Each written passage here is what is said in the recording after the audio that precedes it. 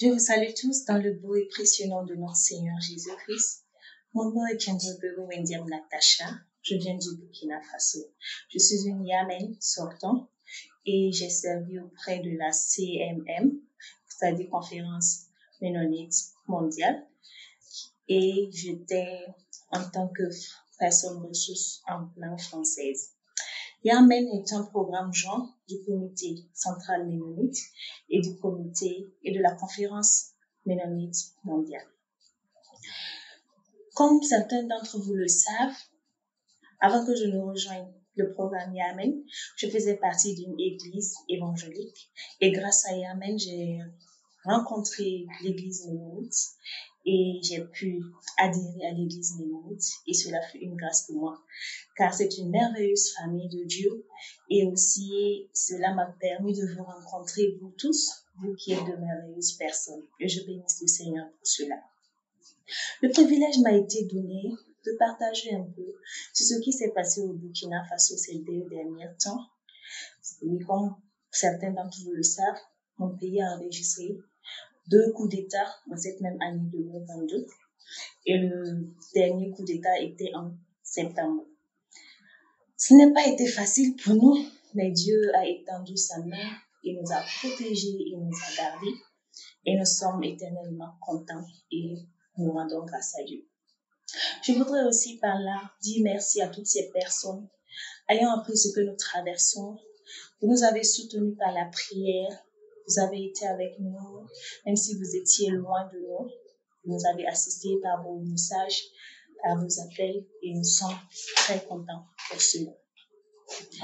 En effet, depuis 2015, mon pays a subi une insurrection populaire qui a fait partie de l'ancien président Blaise Compaoré du pouvoir. Et après cela, mon pays a commencé à enregistrer des attaques terroristes par-ci par-là. Et ces attaques étaient généralement dans les dans les périphéries du Burkina Faso. Et maintenant, ils sont en train d'avancer vers les grandes villes du pays. Et comme vous savez, l'église ménonite du Burkina Faso se situe dans les grandes villes, c'est-à-dire ménonite de Ouagadougou et ménonite de Bobo-Dioulasso. Après ce coup d'État, certes, mon pays et peut-être les membres et ma famille, nous vivions dans l'inquiétude car nous ne savons pas ce qui va se passer. Mais grâce à Dieu qui veille sur nous, qui veille sur le pays, il a aidé à faire que la situation se stabilise et nous sommes très contents pour cela.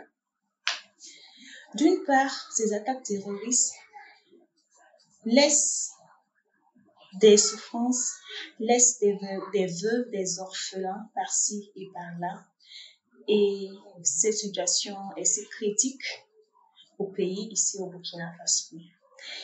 Nous avons enregistré plus de 1,4 million de populations déplacées, des écoles fermées dans les différentes périphéries du Burkina Faso, laissant plus de 3000 élèves sans école, sans pouvoir aller à l'école parce que les écoles sont fermées dans ces périphéries. L'église ménonite n'est pas en reste comme les autres églises du Burkina Faso parce qu'elle a soutenu ces personnes à travers des soutiens multiformes et aussi à travers la prière pour le pays.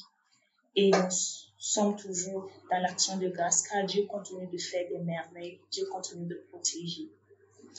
Les jeunes du Burkina Faso, c'est-à-dire les jeunes de l'église ménonite, on va dire qu'ils sont un peu touchés parce qu'il y a de ces jeunes-là qui ont été affectés dans les périphéries de Ouagadougou, du Burkina Faso, qui travaillaient comme des enseignants, comme des médecins. Mais dû à la situation, certains étaient obligés de revenir dans les villes et ils ne pourraient plus travailler. Mais grâce à Dieu, d'autres ont pu repartir encore, d'autres ont pu reprendre leurs travaux et nous rendons grâce à Dieu. S'ils ont des activités de charité qu'ils font pour aider les veuves et les orphelins, et nous rendons infiniment grâce à Dieu pour ces différentes activités. Je suis très contente d'appartenir à cette famille ménonite mondiale et ma prière est que Dieu bénisse chacun de vous, Dieu vous fortifie davantage parce que j'ai adhéré à cette famille et je suis très heureuse de l'appartenir maintenant. Cette famille ménonite, elle est la merveilleuse famille de Dieu. Et je bénis Dieu de vous avoir rencontré, d'avoir connu cette famille qui, au-delà des barrières, est une famille unie, une famille qui prie pour les uns et pour les autres. Soyez tous réveillés et fortifiés. Je vous salue depuis le Burkina Faso. Demeurez continuellement bénis et à nous revoir en Éthiopie en 2028. Demeurez bénis. Ici Natacha Wedia.